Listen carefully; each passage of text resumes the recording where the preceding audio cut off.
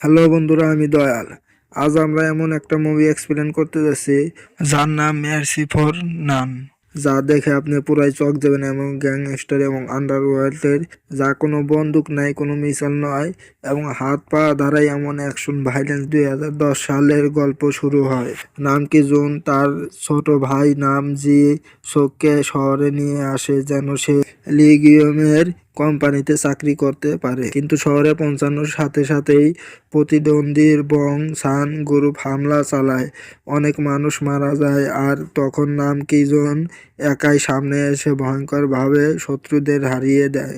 বর্তমানে দেখা যায় লিগিউম গ্রুপের একজন ম্যানেজার অপহরণ হয়ে খুন হয় সন্দেহের পরে সানের ছেলে জুন মোর ওপর।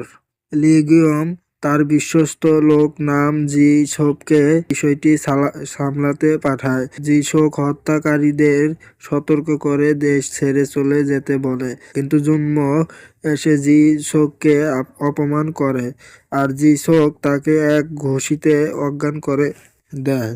কিছুদিন পরে জি শোক নিজের বাড়িতে ফেরে, সেখানে একদল মুখোশধারী তাকে আক্রমণ করে। সে সাহসের সাথে সবাইকে প্রতিহত করলেও শেষে যাকে সে বাঁচিয়ে দিয়েছিল সেই লোক পেছন থেকে তাকে ছুরি মেরে হত্যা করে। জিছোকের মৃত্যুতে তার ভাই নাম কি জুন ভেঙে পড়ে এবং প্রতিশোধ নেওয়ার সিদ্ধান্ত নেয়।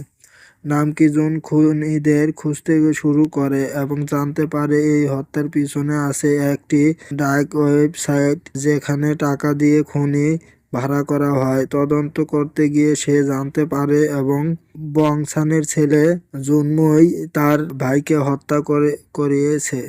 অন্যদিকে পুলিশও তদন্ত চালাতে থাকে এবং জানা যায় লিগুম ও বং সান আগে একই গ্যাংয়ে সদস্য ছিল। বহু বছর আগে নামকি জুন তাদের জীবন বাঁচাতে তাদের বস ও বসের ছেলেকে হত্যা করেছিল এবং শর্ত দিয়েছিল তারা তার ভাইকে সবসময় রক্ষা করবে।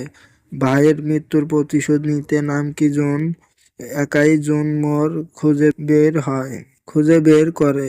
জুনমো নিজেকে বাঁচাতে অনেক ভাড়াটিয়া যোদ্ধা জোগাড় করে। নামকি জুন একাই শতাধিক লোকের সঙ্গে লড়াই করে এবং শেষ পর্যন্ত জুনমোকে হত্যা করে।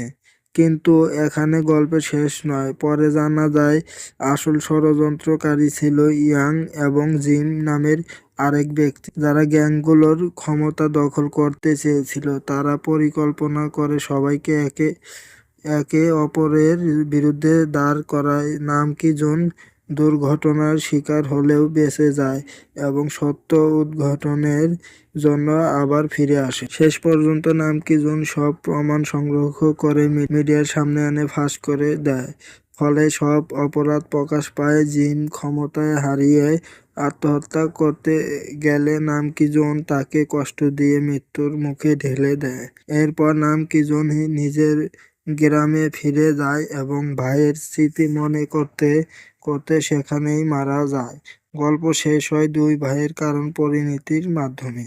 এমন ভাইয়ের প্রতি ভালোবাসা ও ডার্ক আন্ডারওয়ার্ল্ডের এরকম গল্প অ্যাকশন ভরপুর অ্যাকশনে ভরা এমন সিনেমা পেতে আমাদের চ্যানেলটি সাবস্ক্রাইব করে পাশে থাকুন এবং সিনেমাটি আপনাদের কেমন লাগলো ভিডিওতে কমেন্ট করতে ভুলবেন না। ধন্যবাদ সবাইকে দয়াল ফিল্ম এক্সপিরিয়েন্স চ্যানেলে।